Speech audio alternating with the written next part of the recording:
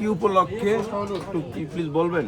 আচ্ছা, প্রথমত হইল রশিদ ভাইকে অসংখ্য ধন্যবাদ যে এই গরমের মাঝে অসংখ্য রোদ্দুর চাষে রোদের উত্তপ্তের মাঝে রোদ, এই রোদের মাঝে রশিদ ভাই আমাদের একটা ঠান্ডা পেঁপে খাওয়াইছে, এই জন্য এবং অনেক মিষ্টি। হ্যাঁ, এবং মিষ্টি এবং পাহাড়ি নিজস্ব চাষকৃত ন্যাচারাল, হ্যাঁ। চাষকৃত পেঁপে।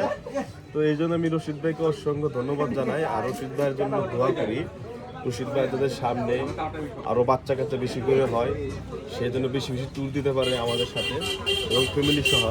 সেই জন্য আমি রশিদ ভাইয়ের প্রতি অনেক কৃতজ্ঞ।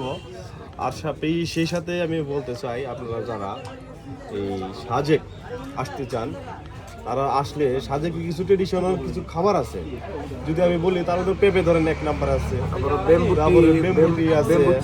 বেম্বু চিকেন আছে, তারপরে এখানে হচ্ছে এখানকার নিজস্ব এই যে পাহাড়ি চাষ বেল আছে, তারপরে এখানে যে আখ আছে, তারপরে হচ্ছে পাহাড়ি আলু আছে, তারপরে আরেকটা মজার খাবার আছে, সেটা হচ্ছে আনরস আছে, এখানে পেয়ারা আছে, ঠিক আছে। তো তারপরে হচ্ছে আমলকি, বরই, তেঁতুল, ডাব, এরকম অনেক খাবার আছে। তবে আমরা গতদিন আমাদের রশিদ ভাইয়ের ডাব খাওয়াইছিল, অনেক সুস্বাদু ছিল এবং ভিতরে একটু মোটামুটি সরের মতো ছিল, ওই সরটা অনেক সুস্বাদু ছিল।